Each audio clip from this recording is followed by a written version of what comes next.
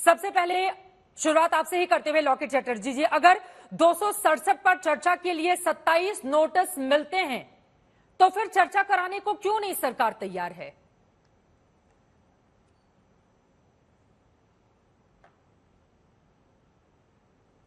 Locket जी, मेरी आवाज मिल रही है क्या आपको? नहीं आपका। मेरा सवाल यह है कि 267 के तहत बार बार विपक्षी दलों की ओर से मांग की जा रही है कि सरकार सदन के भीतर चर्चा कराए, लेकिन सरकार इससे कन्नी काट रही है। क्या वजह है इसके पीछे? इस नियम के तहत अगर चर्चा हो जाएगी तो कम से कम सदन सुचारू रूप से आगे बढ़ पाएगा। प्रधानमंत्री जी जब हम लोग का सत्र शुरू हुआ उस दिन प्रधानमंत्री जी जो वक्तव्य दिया है उन्होंने पूरा एकदम साफ कह दिया था कि इसको लेकर चर्चा सदन में होगा। आज आकर आप देखेंगे कि गृह मंत्री जी अमित शाह भी चर्चा के लिए तैयार थे, लेकिन ये लोग चर्चा करने नहीं देते हैं। आप देख लिया पूरा अंदर क्या चल रहा है, देख लिया। विपक्ष ने मणिपुर के घटना पर आधे लोग नियम 276 पर चर्चा करने के लिए रेडी है, आधे लोग 176 पर चर्चा करने के लिए रेडी है। राज्यसभा में 176 के लिए कुछ लोग रेडी हुआ था, वो लोग बोले नहीं मानेंगे। मतलब कौन सा नियम में चर्चा करेंगे, ये चक्कर में ये लोग है। एक्चुअली ये लोग भी चाहते नहीं है कि इसके ऊपर चर्चा हो जाए, क्योंकि मणिपुर को लेकर चर्चा जब होगा तब उसके बाद तो जो राजस्थान के लिए चर्चा होगा, बंगाल के लिए चर्चा होगा, छत्तीसगढ़ के लिए चर्चा होगा, सब जगह से चर्चा होगा ना। क्योंकि बेटियों के लिए चर्चा हो रहा है। मणिपुर का जो भयावह जो वीडियो सामने आए हैं, वो वायरल हुआ है, उसको लेकर जब चर्चा शुरू होगा तो बंगाल का भी तो बहुत सारा वीडियो सामने आए हैं ना, कि ऐसे ही करके व्यवस्था करके एवरीडे लगातार चल रहा है। तो हम लोग भी चाहते हैं कि सबको लेकर चर्चा। एक्चुअली विपक्ष लोग चर्चा नहीं चाहते हैं, इसलिए घूम के इसको लेके जा रहे हैं। सुप्रिया श्रीनेश जी, सीधे आपके पास आते हुए उनका सीधा आरोप है विपक्षी दल ही चर्चा को तैयार नहीं होते हैं, बार बार नियमों का हवाला देते हैं। इस बीच संजीव झा हमारे साथ आम आदमी पार्टी के प्रवक्ता भी जुड़ चुके हैं। लेकिन सुप्रिया जी, क्या विपक्षी दल ही चर्चा को नहीं है तैयार?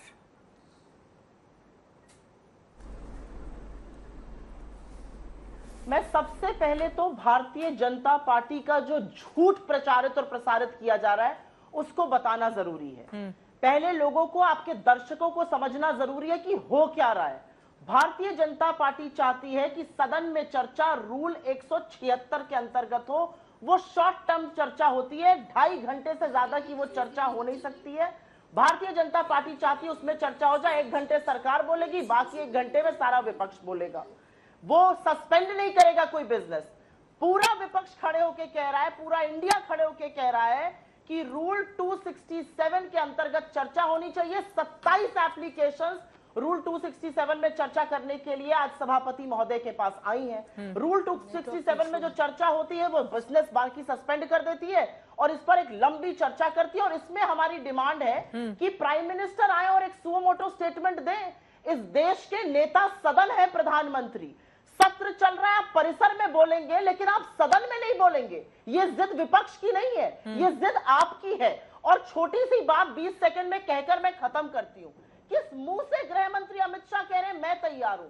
आप कौन है? आप देश के प्रधानमंत्री हैं, आप नेता सदन है। आप तो गए थे 4 दिन के लिए मणिपुर, आपको तो इंटेल ही नहीं मिली इतने भयावह वीडियो की, आप तो इतने विफल थे। आपने करी तो थी ऑल पार्टी मीटिंग, उससे क्या समाधान निकाल पाए आप? गृह मंत्री अमित शाह विफल है, इस देश का नेता सदन प्रधानमंत्री है।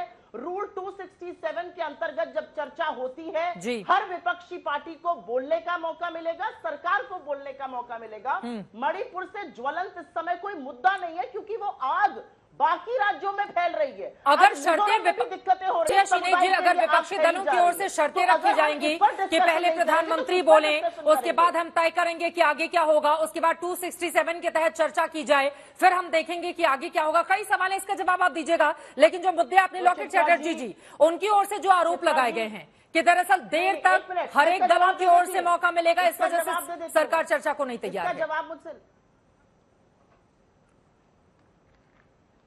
और प्रधानमंत्री से बार बार वो सदन के भीतर इस मुद्दे पर बोलने की मांग कर रही हैं।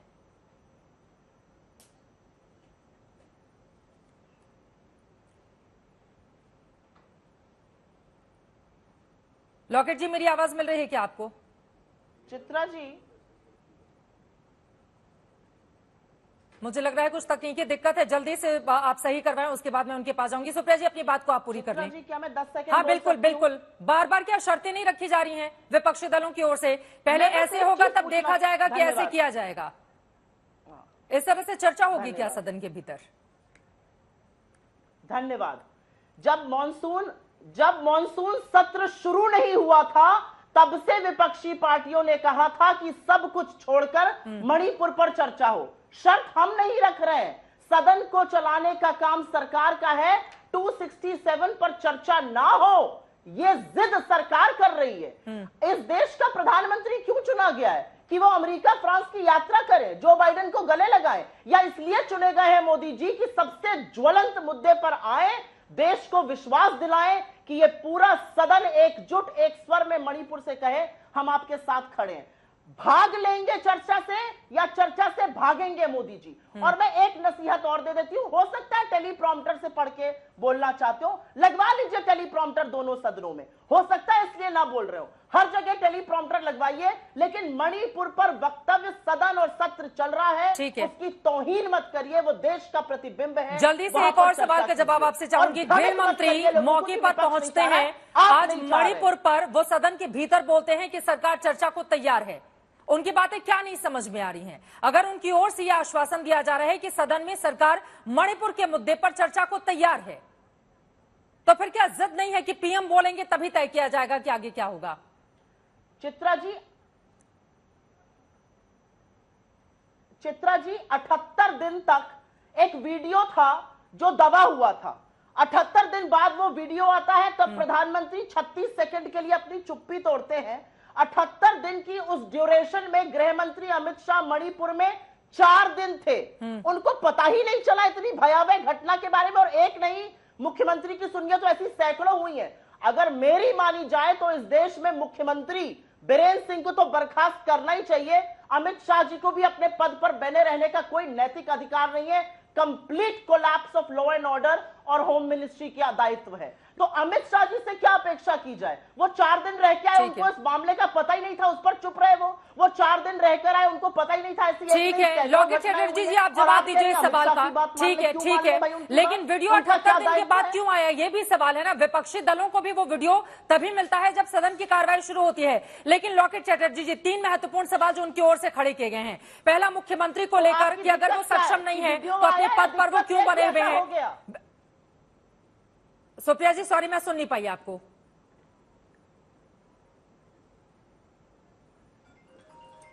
मैंने कहा दिक्कत क्या है कि वीडियो सामने आया या ऐसा जो बार ये कौन सी दलील भारतीय जनता पार्टी दे रही है?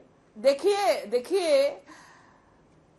मुझे यही बहुत आश्चर्य लग रहा है कि वीडियो, आश्चर्य लग रहा है ये कांग्रेस लोग बार बार मणिपुर का वीडियो सामने आए हैं, मणिपुर के लिए चर्चा चाहते हैं, सब कुछ ठीक है। मणिपुर का जो इंसिडेंट है वो बहुत संवेदनशील है, बहुत दुख का बात है, हम लोग देख नहीं पाते हैं।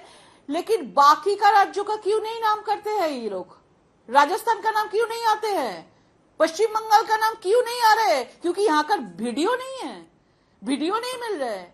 हमारे इधर बहुत सारा कुछ हुआ है, हम भी बोले हैं उस दिन कि हावड़ा के पांचला में ऐसे विवस्त्र करके वो काउंटिंग रूम में पंचायत इलेक्शन में उसको अत्याचार किया। हावड़ा डोमजूर में जो घटना घटी है उसमें भी महिला के ऊपर अत्याचार हुआ है, विवस्त्र करके, जैसा मणिपुर का बात कर रहे ऐसा करके हुआ है। मालदा में मैंने वीडियो सामने आया, कल का वीडियो है, मालदा का वीडियो विवस्त्र करके सामने आए हैं। लेकिन ये लोग मणिपुर कर रहे हैं। Why not Bengal, why not Rajasthan, why not Chhattisgarh? क्योंकि ये लोग का कांग्रेस सरकार के साथ ये एक साथ है, ये लोग का गठबंधन है, इसलिए ये सब नाम नहीं लेंगे। अरे लेना है तो सब का नाम लेना चाहिए।